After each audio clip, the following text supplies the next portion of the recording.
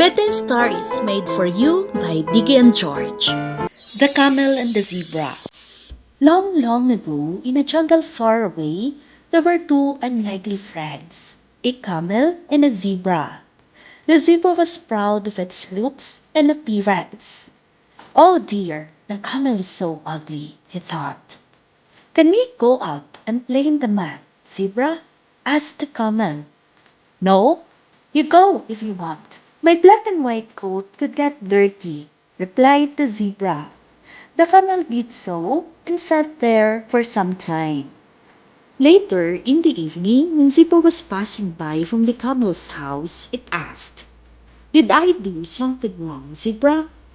It is just that I am very busy, Camel, replied the zebra.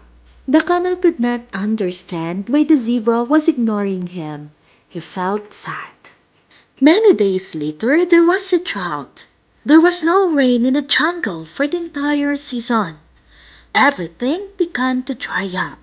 Oh no, there's no water, cried all the birds. Even the lake has dried up, said the tortoise sadly. At some distance, the zebra found Donkey who was carrying water on its back. The zebra asked him for water, but the donkey denied at once. The zebra was very disheartened by the donkey's words.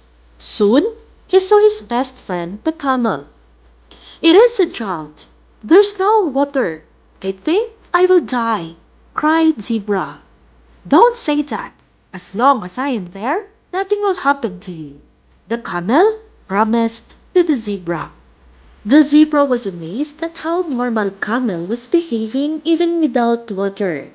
Just then, Camel told him, the ugly thing you see on my back is a hump.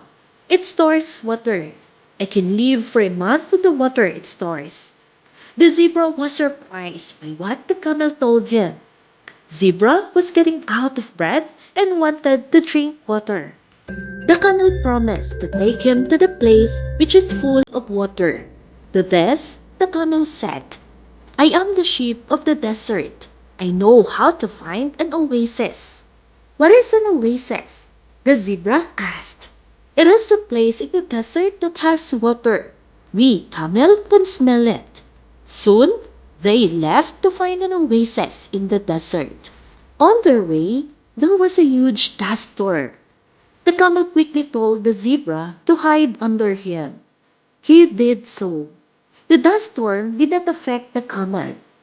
Zebra was again very shocked to see that.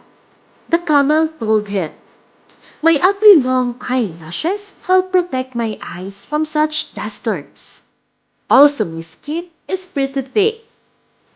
After some time, Zebra's feet began to burn because of a hot desert. Ouch! I cannot walk. The ground is too hot. Can you feel the heat? He asked. Not at all. My hard hooves are built for hot desert sand. If you can't walk, hop on my back. I'll carry you. The camel told the zebra.